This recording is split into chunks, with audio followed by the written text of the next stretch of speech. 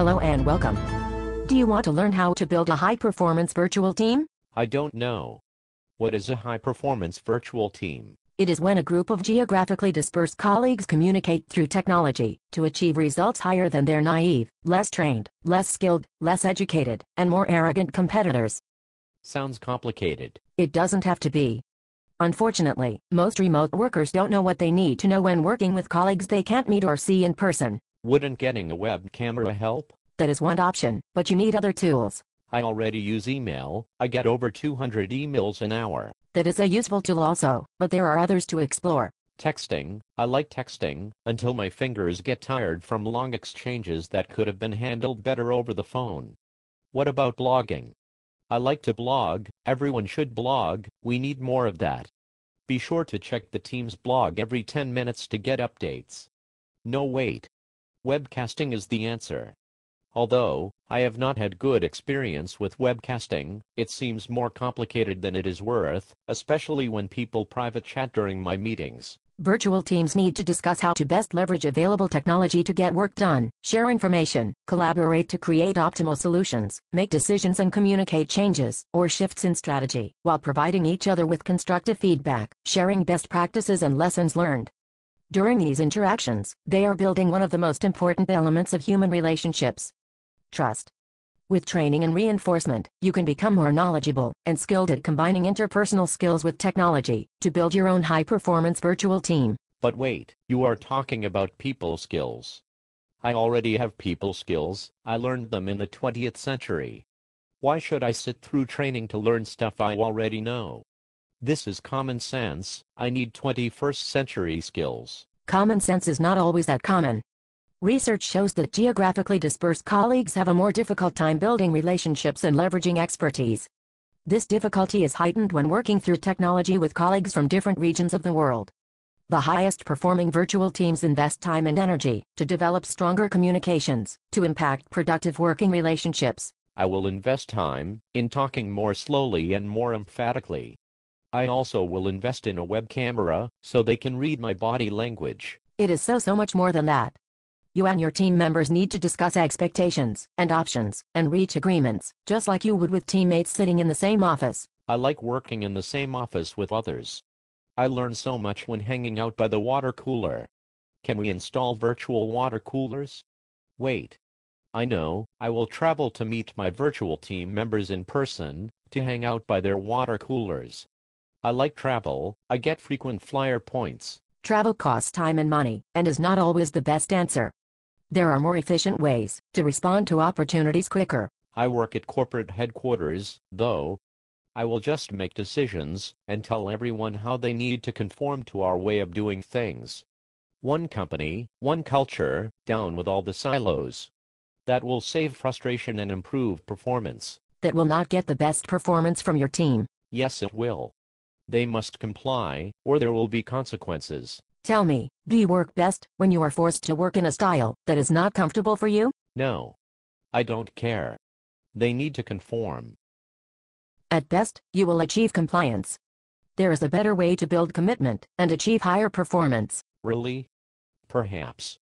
And since my paycheck is tied to my virtual team's performance, tell me all that I need to know about working virtually. There are different skill sets we can explore. Is there anyone else we should involve in this conversation? There probably are others who don't know what they don't know. For starters, let's just you and me talk. Okay. Let's start first by exploring three main competency areas: virtual teamwork, virtual leadership, and virtual meetings. Think about which area represents the greatest opportunity for improvement. Virtual teamwork includes skill development for all virtual colleagues. We discuss and reach agreements on leveraging virtual technology, who to involve in decision-making, how to best understand and respect cultural differences, as well as how to resolve conflicts effectively while enhancing trust. Can you tell everyone to contribute during conference calls? Otherwise, silence is consent. And one more thing, when I call on people by name, they cannot say, "Would you please repeat the question?" That is really annoying and wastes time. And why do some people wait until after the call to voice concerns via email? That is annoying also. Sounds like you could enhance virtual teamwork. Let's explore the other two competency areas. Virtual leadership focuses on how the team leader or manager shares expectations, coaches from a distance, and motivates remote colleagues, along with assessing the virtual team's health. I cannot coach, nor give feedback to people I cannot see. Tell me one way I can make sure my virtual colleagues are doing what they need to be doing. If I cannot see them, I do not know if they are working or walking their pet puppy. And how do I get them excited, more engaged in their work? Retaining top talent is critical this year. At the end of the day, your employees' performance should speak for itself. We know what contributes to, and detracts from, human engagement and performance. You cannot micromanage your remote colleagues. That will not get the best performance from them. Also, at the end of the day, we are all still human beings who value and need interactions with others to best collaborate and solve today's complex business problems. For the record, there is no end of the day. We work 24/7, we work in all time zones, we follow the sun. I find myself constantly answering hundreds of emails at 2 o'clock in the morning.